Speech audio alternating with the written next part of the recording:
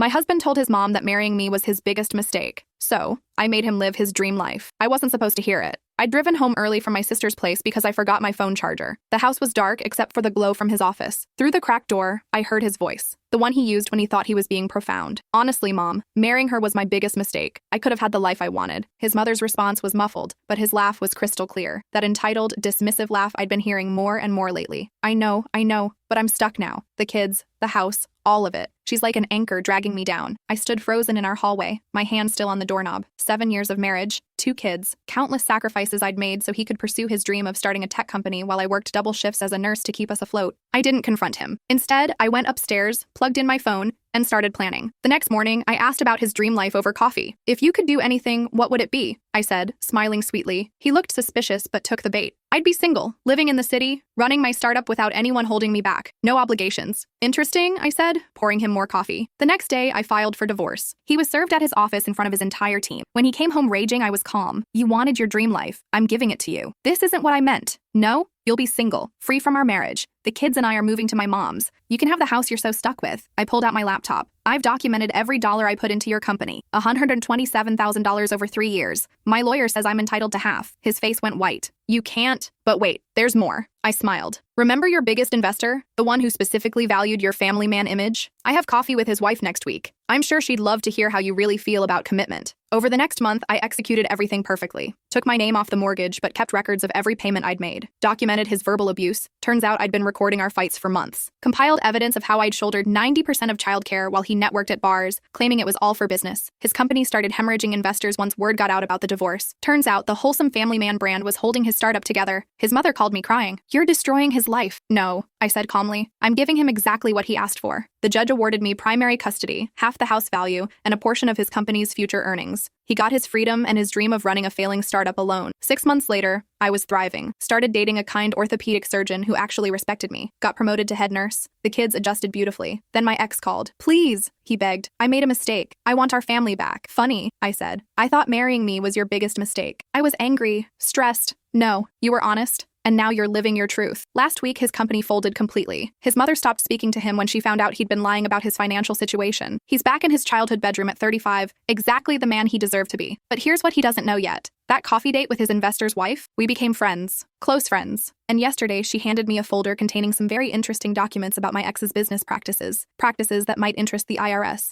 I'm meeting with my lawyer tomorrow morning because if he thought losing his company was living his dream life, he has no idea what nightmare I'm about to create. The documents sat on my kitchen counter like a loaded gun. Jennifer, the investor's wife, had discovered them while helping her husband Richard organize his files for their accountant. She'd recognized my ex's company name and started digging deeper. What she found was damning. My ex had been cooking the books for years. Inflating revenue projections to attract investors, hiding expenses, creating fake contracts with shell companies he controlled. He'd even been paying himself a $200,000 salary while claiming the company was barely breaking even. All while I worked 60-hour weeks to cover our mortgage. My lawyer, Patricia, spread the documents across her conference table the next morning. She was a shark in Chanel suits, recommended by one of the surgeons at my hospital. This is fraud, she said, tapping a page with her pen. Securities fraud, tax evasion, wire fraud. We're looking at federal charges. How long could he go to prison? With this much evidence? 10 to 15 years minimum. I sat back in my chair. Part of me felt sick. The father of my children could be behind bars for over a decade. But another part, the part that remembered him calling me an anchor, that remembered the bruises on my arms from when he'd grabbed me during arguments, that remembered my daughter asking why daddy never came to her dance recitals, felt nothing but cold satisfaction. There's more, Patricia said. She pulled out another file. Your husband took out a life insurance policy on you 3 years ago. $2 million. He's the sole beneficiary. The room went cold. I had one of my investigators look into his recent activities. He's been having an affair for 8 months with his business partner's daughter, Claire. She's 23. I felt my hands start shaking. How did I not know? You were working yourself to death to support him. That's how. Patricia's voice softened. I've seen this before. Men like him are experts at making their wives feel crazy for suspecting anything. I remembered the late nights he claimed to be at the office. The sudden password changes on his phone. How he'd started going to the gym obsessively and bought new cologne. The life insurance policy, I said slowly. Why would he need $2 million if he was planning to leave me? Patricia met my eyes. Exactly. The implication hung in the air like smoke. We need to move carefully, she continued. If we tip him off that we know about the fraud, he might destroy evidence. But if we wait too long, he might try something. I'm not saying he would, but men facing financial ruin and prison time can become desperate. That night, I installed cameras in every room of my mother's house where the kids and I were staying, changed all my passwords, started varying my route to work, called my sister and told her everything. Move in with me, she insisted. Bring the kids. My house has a security system. I can't run forever. You're not running. You're protecting yourself while Patricia builds the case. She was right. I packed our essentials and moved into my sister's guest room that weekend. Told the kids it was an extended sleepover with their cousins. My ex started calling constantly. I let every call go to voicemail. We need to talk about the kids. I miss you. I made a terrible mistake. Why are you shutting me out? I'm still their father. Then the texts started getting darker. You're turning my children against me. I know what you're planning. It won't work. You'll regret this. I forwarded everything to Patricia. 2 weeks later, she called me at work. I've turned everything over to the FBI. They're opening an investigation. How long until they move fast on cases like this, especially with evidence this solid? I'd say 2 months, maybe 3. What do I do until then? Keep documenting everything. Don't engage with him, and for God's sake, don't be alone with him. I thought I was being careful, but I underestimated how far he'd go. It was a Tuesday evening. I'd just finished a 12-hour shift and was walking to my car in the hospital parking garage. My feet ached, and all I wanted was to hug my kids and collapse into bed. I didn't hear him approach. One moment, I was unlocking my car. The next moment, there was a hand over my mouth and I was being dragged backward. I bit down hard, tasted blood. He yelled and loosened his grip just enough for me to scream. "Shut up!" His voice was hoarse, desperate. "Just shut up and listen." I drove my elbow into his ribs and spun around. His face was gaunt, eyes wild. He'd lost at least 20 pounds. When had I last actually seen him? "You're destroying me," he hissed. "The FBI came to my mother's house. Do you know what that did to her? Let me go. Not until you call them off. Tell them it was a misunderstanding, that you're angry about the divorce and made it all up. I didn't make anything up. You committed fraud." His hand shot out and grabbed my wrist, squeezing until I felt bones grind. "I did it for us, for our family. Everything I did was so we could have a better life. You did it for yourself. You always did everything for yourself." Security lights flickered on as someone else entered the parking level. He released me immediately, smoothing his shirt like nothing had happened. "This isn't over," he said quietly. Then he walked away. I stood there shaking, my wrist already bruising, got in my car and locked the doors, drove straight to the police station. The officer who took my statement was young, barely out of the academy, but he listened carefully as I showed him the bruises forming on my wrist, the texts, everything. "We can issue a restraining order," he said, "but I'll be honest with you, they're just pieces of paper. They don't stop someone who's really determined. So what do I do?" He looked uncomfortable. "Be aware of your surroundings. Vary your routine. Consider getting a personal alarm or pepper spray." I left feeling more exposed than ever. Patricia filed for an emergency restraining order the next morning. My ex was served at his mother's house, forbidden from coming within 500 feet of me, my sister's house, my mother's house, the kids' schools, or my workplace. His mother called me screaming. "You've taken everything from him. His company, his children, his freedom. When will you be satisfied? When he stops trying to hurt me, he would never hurt you. He loves you. He grabbed me in a parking garage last night, left bruises. I have pictures." Silence. "That's not, he wouldn't. Ask him about the $2 million life insurance policy he took out on me. Ask him about Claire. Ask him about any of it and see if he can look you in the eye and deny it." She hung up. The FBI moved faster than Patricia expected. 6 weeks after she'd turned over the documents, 4 agents showed up at his mother's house at 6 a.m. with an arrest warrant. They seized his computers, files, phones, took him away in handcuffs while his mother watched from the porch. It made the local news. Tech entrepreneur arrested on fraud charges. My phone exploded with texts. Former friends asking if I was okay. Others accusing me of setting him up. His college buddies calling me vindictive. I blocked them all. The arraignment was surreal. I sat in the back of the courtroom wearing sunglasses, watching as my ex stood before the judge. His lawyer argued for bail. The prosecutor argued he was a flight risk. The judge set bail at $500,000. His mother actually managed to scrape it together. Mortgaged her house, called in favors, liquidated her retirement accounts. He was released 3 days later with an ankle monitor. That's when things got really interesting. Claire, the 23-year-old girlfriend,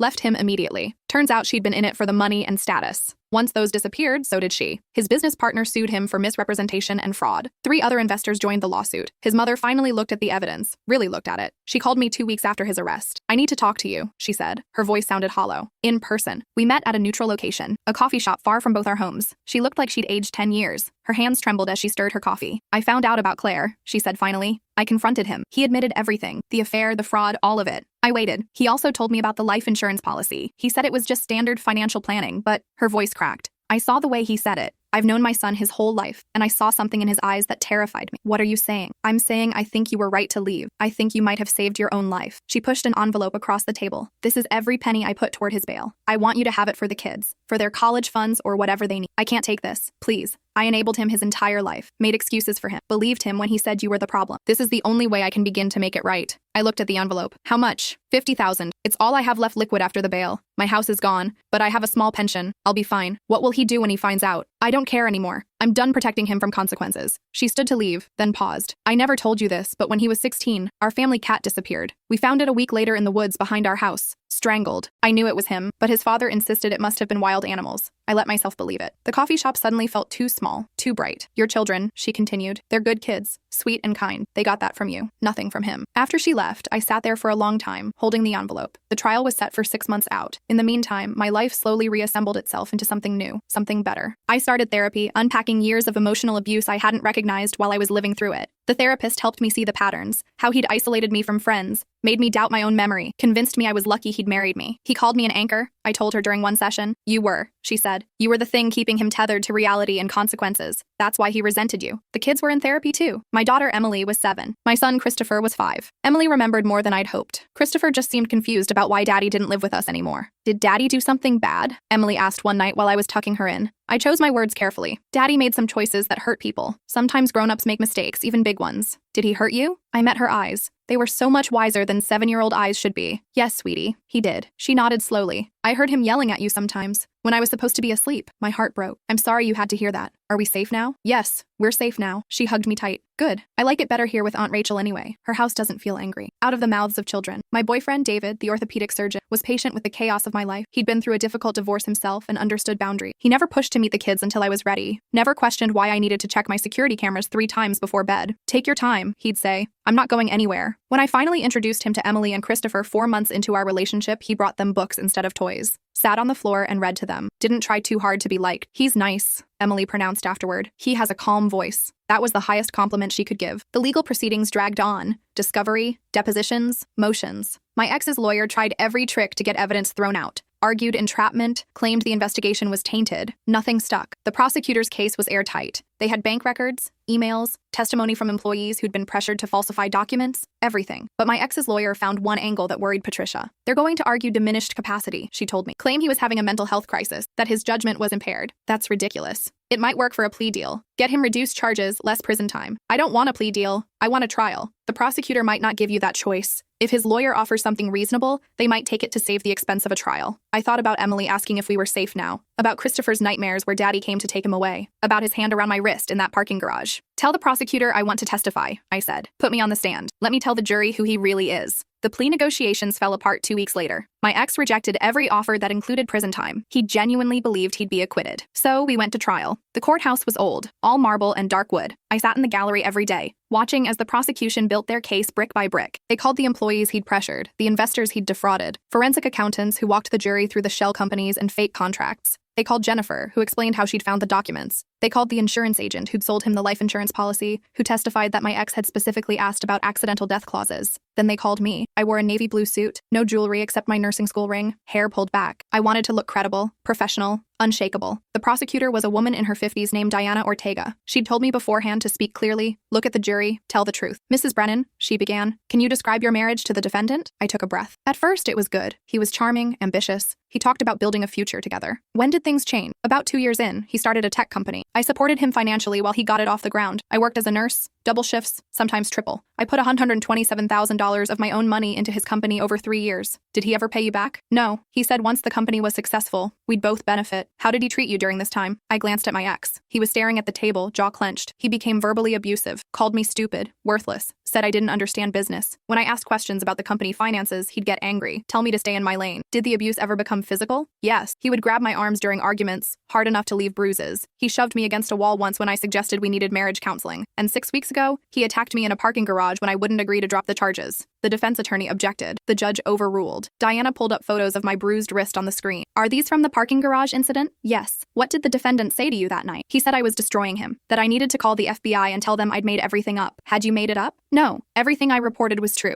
Diana walked me through the discovery of his affair, the moment I'd overheard him call marrying me his biggest mistake. My decision to file for divorce. Did you know about the life insurance policy he'd taken out on you? Not until my lawyer discovered it. What was your reaction? Terror, because everything else had been hidden from me. The affair, the fraud, the financial situation. If he'd hidden that too, what else didn't I know? What was he planning? The defense attorney's cross-examination was brutal. He tried to paint me as vindictive, a scorned woman out for revenge. He brought up my friendship with Jennifer, suggesting we'd conspired to frame his client. Isn't it true you befriended Mrs. Kensington specifically to gain access to confidential business documents? No. Jennifer reached out to me after hearing about the divorce. She was being kind. Convenient that this kindness led to documents that incriminated my client. She found them by accident. She brought them to me because she was horrified by what she'd discovered, or because you asked her to look for something, anything, you could use to hurt Mr. Brennan. I didn't need to look for anything. Your client created the evidence himself. All I did was bring it to light. The defense attorney tried a different angle. You benefited significantly from the divorce, didn't you? Primary custody, half the house value, future earnings from the company. I benefited from leaving an abusive marriage. The financial settlement just ensured my children and I wouldn't be destitute after I'd spent years supporting him. You're currently dating someone new, correct? Dr. David Weston? Patricia objected. Relevance. The judge sustained it, but the defense attorney had planted the seed. He wanted the jury to think I'd left for another man. When I finally stepped down, my hands were shaking, but I'd done it. I told the truth. The defense's case was weak. My ex took the stand and tried to explain away everything. The fake contracts were misunderstandings. The inflated revenue was optimistic projecting. The shell companies were legitimate business structures. The affair with Claire, a mistake born from stress. The life insurance policy, standard financial planning, the attack in the parking garage. He was just trying to talk to me and I overreacted. The jury didn't buy any of it. After 3 days of deliberation, they came back with guilty verdicts on all counts. Securities fraud, wire fraud, tax evasion. The sentencing hearing was 3 weeks later. The judge was a stern woman who'd been on the bench for 20 years. She listened to the defense's plea for leniency, mental health struggles, remorse, a promising young man who'd made mistakes. Then she turned to my ex. Mr. Brennan, you stood before this court and lied repeatedly. You showed no genuine remorse, only anger at being caught. You defrauded investors who trusted you. You abused and threatened your wife, who sacrificed everything to support you. You took out a life insurance policy on her that, combined with your violent behavior, suggests intent far beyond financial fraud. She paused. I've seen a lot of criminals in my courtroom. Many are products of their circumstances. But you had every advantage: education, opportunity, a family who supported you. You chose to lie, cheat, and hurt people because you felt entitled to success without effort. For the crimes you've been convicted of, I sentence you to 12 years in federal prison, followed by 3 years supervised release. You are also ordered to pay $847,000 in restitution to the victims of your fraud. My ex's face went white. His lawyer was already preparing appeals paperwork, but it was over. Finally over. His mother came to me one more time before he was taken into custody. Thank you, she said simply. For what? For saving my grandchildren from growing up to be like him. She was right to worry. I'd seen the early signs in Emily, the manipulation, the lies when caught doing something wrong, but therapy was helping. She was learning to take responsibility, to apologize genuinely, to respect boundaries. Christopher was younger, more naturally empathetic. He'd be okay. The day my ex was transferred to federal prison, I took the kids to the park. It was spring, everything blooming. Emily went straight for the swings. Christopher chased butterflies. David met us there with a picnic lunch. He'd brought Emily's favorite sandwiches, Christopher's preferred brand of juice boxes, the small details that showed he paid attention. How are you feeling? He asked as we watched the kids play. Light, I said. For the first time in years, I feel light. That night, after the kids were asleep, I opened the folder Jennifer had given me all those months ago. The documents that had started everything. I'd never thanked her properly. I called her the next morning. I want to take you to lunch. Celebrate. Celebrate what? Justice, friendship, whatever you want to call it. We met at an upscale restaurant downtown. Over wine and overpriced salads, she told me her own story. How she'd suspected her husband Richard of having an affair years ago. How she'd been too afraid to leave, too dependent on his money and status. When I found those documents, she said, and saw what your ex was doing, I thought about what I would want someone to do for me. If I ever found the courage to leave Richard, I'd want someone in my corner, someone willing to take a risk. You risked your marriage giving me those files. Richard was furious when he found out I'd helped you, accused me of betraying his business relationships. But you know what? Standing up to him felt incredible. I'd never done that before. Did he? We're in counseling. Real counseling, not the performative kind your ex suggested. I told Richard either we fix this marriage or I walk, and I meant it. He's actually listening now. I raised my glass. To women who find their spines. She clinked her glass against mine. To the women who helped them find it. Life moved forward. I paid off my nursing school loans with the restitution money. Put the rest in trust funds for Emily and Christopher. Started dating David seriously. We took it slow, but 6 months after the trial, he asked me to move in with him. I know it's fast, he said. And I know you've been through hell, but I love you. I love your kids. And I want to build something real with you. I said yes. Emily was excited about the move. David's house had a huge backyard and a dog named Buster. Christopher was nervous at first, but David won him over by building a treehouse together. We blended our lives carefully. Family dinners where everyone got to talk. Boundaries around privacy and space.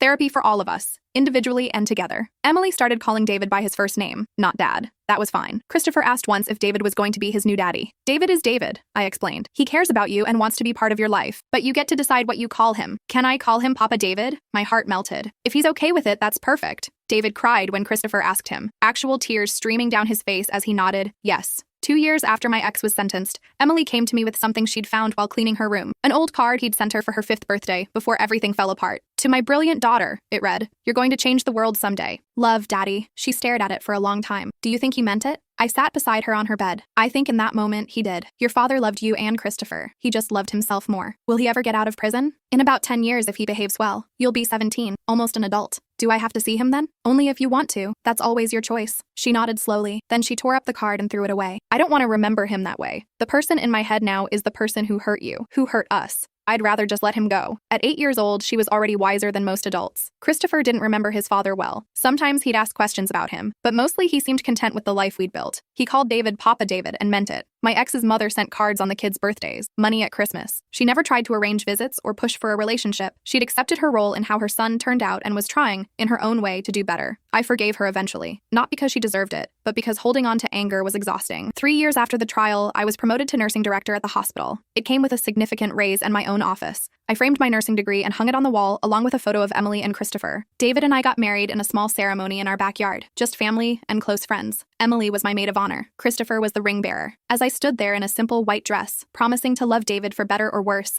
I thought about my first wedding, how young I'd been, how naive. This time I knew exactly what I was promising, and I meant every word. Jennifer attended with Richard, who looked genuinely happy. He pulled me aside during the reception. "Thank you for whatever you said to Jennifer. She's been different since this whole thing, stronger. It's made our marriage better. I didn't do anything. She found her own strength. Still, I'm grateful." The years continued to pass. Emily graduated high school with honors, got accepted to a pre-law program at a prestigious university. When I asked why she wanted to study law, she said something that made me incredibly proud. "Because there are people like Dad out there hurting people, and people like you and Papa David who deserved better. I want to be the person who makes sure people like you get justice." Christopher became a talented artist. Sensitive, empathetic, everything his biological father wasn't. He volunteered at shelters, helped younger kids with art therapy. "I like helping people feel better," he explained once. "Art makes people happy." My ex was released from prison when Emily was 19 and Christopher was 17, just as predicted for good behavior. He tried to contact the kids immediately. Letters that went unanswered. Requests for visits that were denied. He hired a lawyer to force visitation, but Emily and Christopher were old enough to refuse. "I don't know that person," Christopher said simply. "Why would I want to meet him?" Emily wrote him one letter. I never read it, but she told me the gist. I explained that I didn't hate him. I just didn't need him. I already had a father in Papa David. Someone who showed up, who chose to be there. Blood doesn't make you a parent. Love and effort do. My ex never wrote back. I heard through connections that he was working at a call center, living in a studio apartment. His mother had passed away while he was in prison, leaving him nothing. Most of his old friends had abandoned him. Sometimes I wondered if he'd learned anything, if 12 years in prison had changed him. Then I'd remember his face in the courtroom when he was sentenced. The entitlement, the anger, the absolute certainty that he was the victim in all of this. Some people never change. 5 years after his release, I got a Facebook message from Claire, the 23-year-old girlfriend he'd had during our marriage. She was 32 now, married with kids. "I need to apologize to you," she wrote. "I was young and stupid. He told me you were separated, that the marriage was over. I believed him because I wanted to. When everything came out, I realized how badly I'd contributed to your pain. I'm sorry," I wrote back. "Thank you for the apology. I hope you've built a good life." I have. And I tell my daughters about you, about how you stood up for yourself and your kids,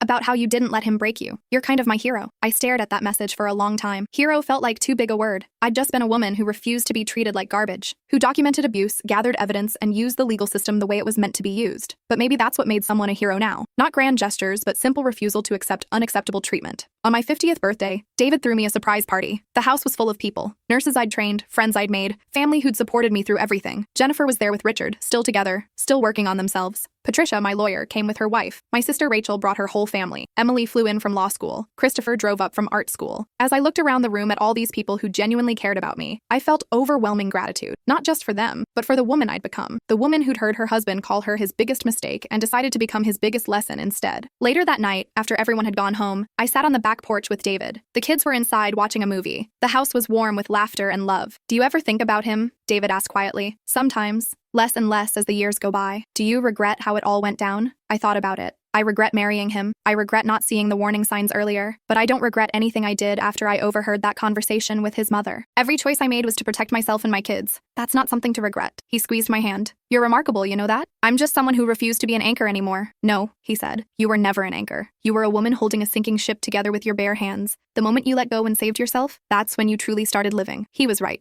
I'd spent 7 years of my life trying to be enough for someone who would never appreciate me, who saw my sacrifices as obligations and my love as a trap. The best revenge wasn't destroying him, though that had been satisfying. The best revenge was this: sitting on a porch with a man who chose me every day, with children who were thriving, having built a life so much better than anything I could have imagined during those dark years. My ex had called me his biggest mistake, but marrying him had been mine. The difference was, I'd learned from it, grown from it, used it as a foundation to build something beautiful. He was still living in his studio apartment, still bitter about what had been taken from him. Meanwhile, I was here, home, and I'd never been happier.